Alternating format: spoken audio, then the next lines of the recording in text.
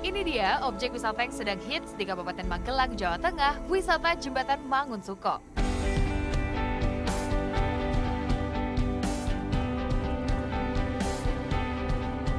Sejak diresmikan tahun 2017, Jembatan Gantung Mangunsuko ini langsung viral dan gak pernah sepi dari pengunjung. Kalau biasanya jembatan itu jadi penghubung antar dua desa, di sini justru jadi spot yang instagenik banget untuk orang foto-foto dengan latar belakang air terjun di sana.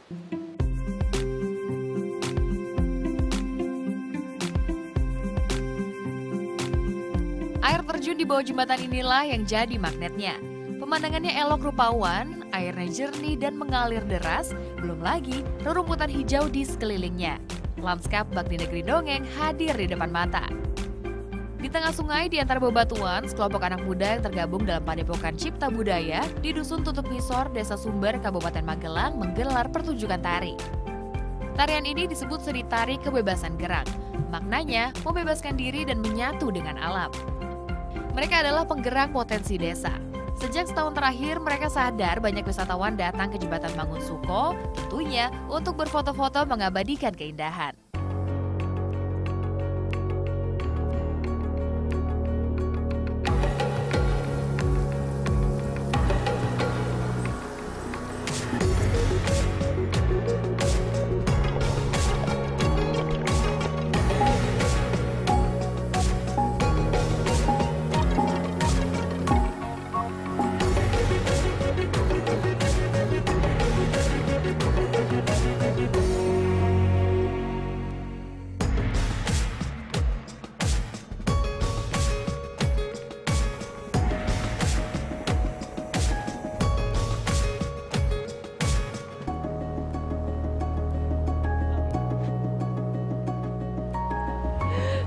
Nah, saya nggak bisa selentur bapaknya karena baru coba tari, ini namanya tari kebebasan gerak ya Pak. Ini esensi tarian ini apa sih Pak? Ini sebetulnya untuk melepaskan beban-beban supaya rileks, supaya fresh. Itu beban-beban dihilangkan dengan meditasi. Meditasi dalam gerak, karena saya punya basic tari, jadi saya meditasinya tidak kadang-kadang diam, tapi kadang-kadang meditasi dalam gerak. Dan pikirannya konsentrasi dengan penuh kesadaran, menyadari alam, menyadari tubuh.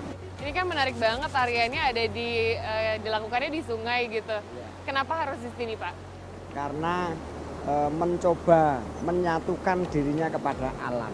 Jadi kita mencintai air, lalu kita mencoba bersinkronisasi dengan air.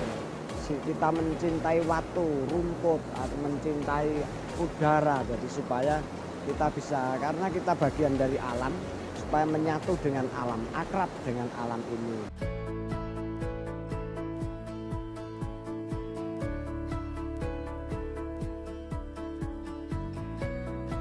Beragam aktivitas menarik dan cantiknya pemandangan air terjun membuat banyak pengunjung rela datang jauh-jauh dari luar Magelang. Lagi-lagi tujuannya untuk bersuah foto.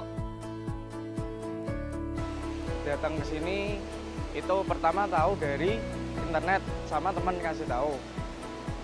Ya penasaran aja, pengen ke sini, pengen ngeliat. Soalnya kalau di Semarang kan udah nyari buat tempat yang suasana alam gitu udah jarang lah. Ya bagus.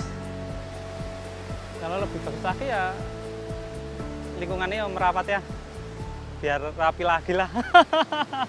Saya dari Sambung Magelang, mau ke sini tuh mau lihat kayak apa keasriannya, ternyata lebih bagus dan airnya itu bersih. Panorama elok rupawan ini bisa terlihat jelas dari atas jembatan gantung yang menghubungkan Dusun Grogol di Desa Mangunsuko dan Dusun Tutup di Desa Sumber. Panjangnya 120 meter. Warga desa sadar mereka harus lebih giat lagi menggerakkan seluruh elemen untuk bersama-sama memajukan potensi wisata desa. Karena ini melihat, karena era sekarang namanya wisata itu kan pemandangan itu kan suatu saat, karena banyak selfie-selfie seperti itu. Makanya ini menjadi spot selfie yang sangat menarik, sehingga ini cukup potensi untuk bisa dikembangkan oleh masyarakat kami tentunya, yang nantinya harapannya bisa kita menjadi aset wisata, sehingga harapannya nanti bisa menggerakkan roda ekonomi masyarakat kami. Oh ya, air terjun ini sebenarnya tidak terbentuk alami, melainkan buatan manusia, namanya sabodam. Berasal dari bahasa Jepang, sa artinya pasir dan bo bermakna pengendalian. Secara harfiah, sabo berarti pengendalian pasir atau sedimen, lahar hujan, dan penanggulangan tanah longsor. Sabodam biasa terletak di sungai yang dekat dengan gunung berapi, seperti di bawah Gunung Merapi ini misalnya. Tujuannya, saat terjadi banjir lahar dingin, elemen-elemen yang terbawa banjir tidak melebar kemana-mana. Badan Penanggulangan Bencana Daerah Jawa Tengah melansir saat musim penghujan, ada sekitar 23 desa di 4 kecamatan di Kabupaten Magelang yang dinyatakan rawan banjir lahar dingin Gunung Merapi. Kebanyakan dari desa-desa itu berada di bantaran sungai yang berhulu di Gunung Merapi, salah satunya di Kecamatan Muntilan ini. Sejumlah jembatan yang dulu dibangun warga sebagai akses jalan rusak parah. Fondasi jembatan pun tergerus material banjir lahar dingin. Namun kini, jembatan-jembatan usang itu telah diganti dengan sejumlah jembatan yang lebih kokoh dan dapat bertahan hingga 50 tahun.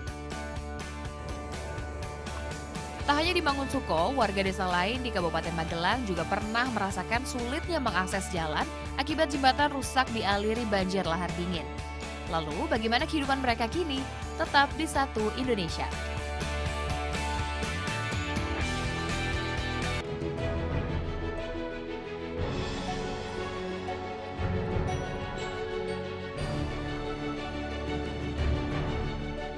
Kondisi geologis wilayah Indonesia diwarnai dengan banyaknya gunung, lembah, dan sungai.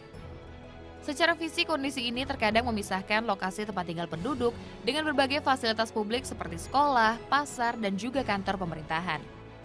Karena itu, jembatan penyeberangan sangat dibutuhkan. Jembatan gantung Sudisari salah satu contohnya. Jembatan ini menghubungkan Dusun Sudimoro, Desa Adikarto, dengan Dusun Nariban, Desa Progowati di Kabupaten Magelang. Sebelumnya jembatan lama tergerus lahar dingin dari Kali Pabelan dan Kali Putih saat erupsi Gunung Merapi tahun 2010 silam. Manfaat jembatan gantung dirasakan betul oleh warga, para pelajar salah satunya. Tanpa harus memutar jalan, kini mereka hanya butuh 10 menit dari rumah menuju sekolah. Ya kalau biasanya kalau sebelum ada jembatan ini kita muter sekitar 2 kilo lewat yang belakang sana, yaitu antara dusun Selowo sama dusun Tanjung. Ya alhamdulillah manfaatnya bagus sekali karena akses jalan untuk pergi sekolah itu lebih enak, lebih dekat.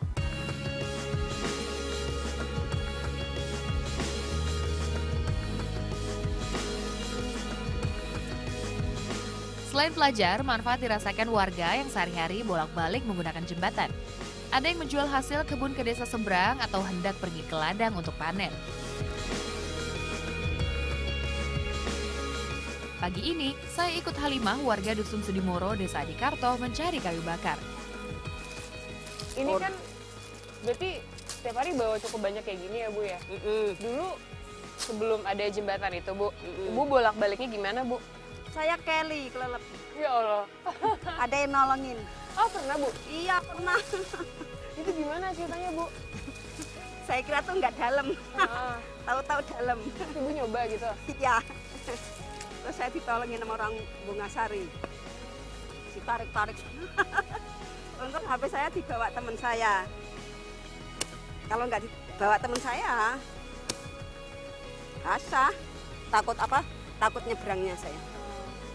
Ini selama ada jembatan ini saya setiap hari saya ke sawah. Yang penting di rumah nggak ada kerjaan, saya ke sawah. Katanya kena lahar dingin juga kan, Bu? Hah? Sempat kena lahar dingin juga? Iya. Kan? Loh ini sampai tuh, pasirnya sampai segitu. Ini 2 meter ada. Ini dulu dijual pasir banyak ini.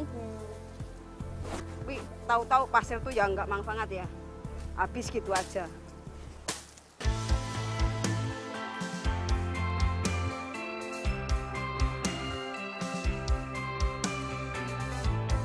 Tanpa jembatan, Halimah mengaku enggan pergi ke sawah, terlebih mengangkut kayu bakar sebanyak ini.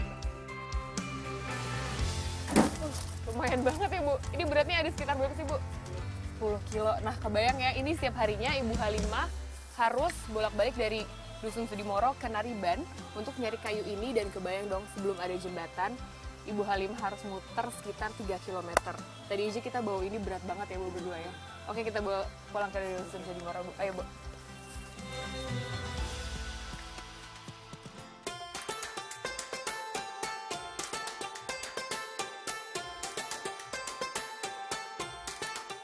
Jembatan Sudisari kini banyak dilewati warga. Mereka mengaku lega karena punya jembatan yang lebih kokoh dan lebih aman.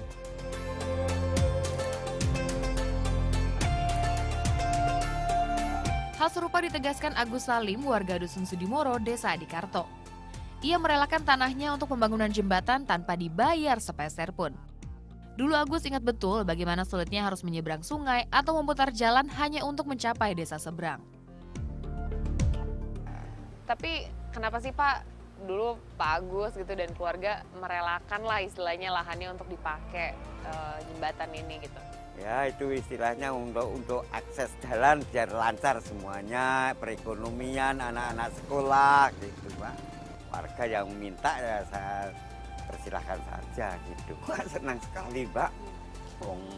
Kalau ada yang kena lahan-lahan gitu ya rela, tidak minta ganti rugi ya enggak gitu. Ikhlas gitu Mbak.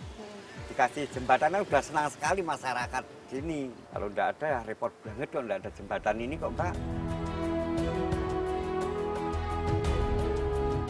Keterbukaan akses bagi warga desa juga tengah digencarkan di beberapa wilayah lain, salah satunya di Desa Tempak, Magelang. Apa kata warga desa yang terlibat? Simak terus 1 Indonesia.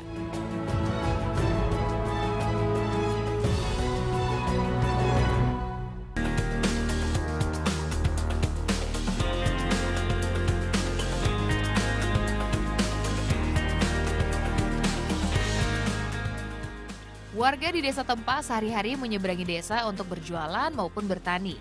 Kondisi jembatan lama yang dibangun tahun 1996 sudah keropos dan mengkhawatirkan warga.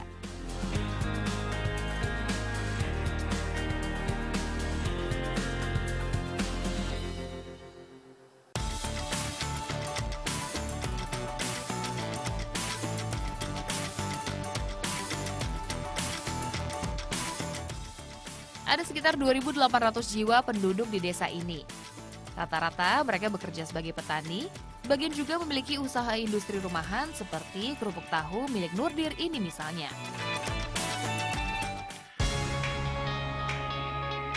Sehari-hari Nurdir bolak-balik melalui jembatan untuk menjual hasil produksinya. Tanpa jembatan, warga harus memutar sejauh 6 km.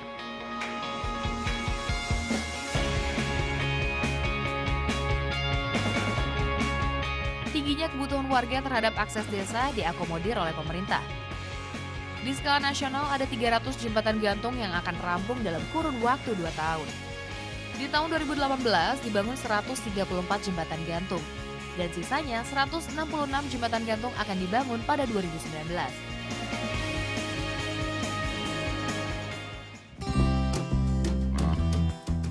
Di Jawa Tengah ada 9 jembatan gantung yang dibangun. 2 diantaranya telah selesai dan 7 sisanya masih dalam proses.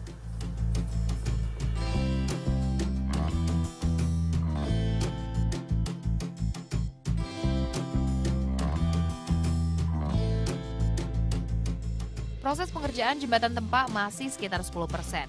Targetnya jembatan akan rampung di akhir tahun 2018. Oke, kenapa sih Pak warga di Desa Tempak ini butuh sekali gitu ada pembangunan jembatan? Ya, kalau kita lihat di sekitar sini, daerah Magelang dan sekitarnya, itu kan topografinya memang naik turun dan ada lembah, ada sungai gitu ya. Jadi memang topografinya cukup berat. Jadi jembatan-jembatan kecil yang seperti ini, jembatan gantung itu memang sangat diperlukan oleh masyarakat kita. Jadi baik untuk kegiatan dari satu desa ke desa yang lainnya. Pak, ini kalau boleh dijelaskan sebenarnya kondisi jembatan yang sekarang ini seperti apa sih Pak? Ya, kalau kita lihat yang ada sekarang ini kan ya kecil, ya, lebarnya hanya 1 meter. Kemudian secara teknis memang ya memenuhi syarat, tapi kita harus bangun lebih baik lagi. Jadi yang kita bangun nanti lebih lebar 2,66 meter, kemudian secara teknis juga akan lebih baik lagi. Jembatan gantung ini kita rencanakan selama 50 tahun, Pak, umurnya. Jadi sepanjang 50 tahun itu nanti kita lakukan pemeliharaan yang baik, dicek setiap tahun, nanti insya Allah akan lebih panjang dan bisa sampai ke 50 tahun. Kalau jembatan-jembatan yang dibangun ini apakah masyarakat dari tiap-tiap desa yang mengajukan proposal atau memang dari kementerian yang mensurvei atau gimana Pak? Dari masyarakat sendiri juga ada memberikan masukan ke kita. melalui LSM, melalui pemerintah daerah, melalui DPR RI. Jadi memang proposal yang kita terima itu banyak, dan itu nanti kita ada tim untuk mengevaluasi di lapangan. Jadi apakah memang dari sekian banyak usulan itu mana yang prioritas, mana yang benar-benar dibutuhkan masyarakat, itu dan secara teknis itu bisa kita kerjakan, memenuhi syarat, itu yang akan kita lakukan dan kita kerjakan di pembangunannya itu. Pembangunan juga melibatkan warga lokal. Selain untuk pemberdayaan masyarakat, warga diharapkan punya rasa kepemilikan terhadap jembatan di wilayah mereka. Kalau masalah warga sini itu sangat-sangat senang sekali. Masalahnya adanya jembatan ini, permintaan dari masyarakat saya itu bisa tercapai. Masalahnya jalan ini kan jalan 24 jam untuk dilintasi masyarakat sini yang dari wilayah Desa Tempak atau lainnya, itu yang paling pintas atau paling dekat memang lewat sini, Kak.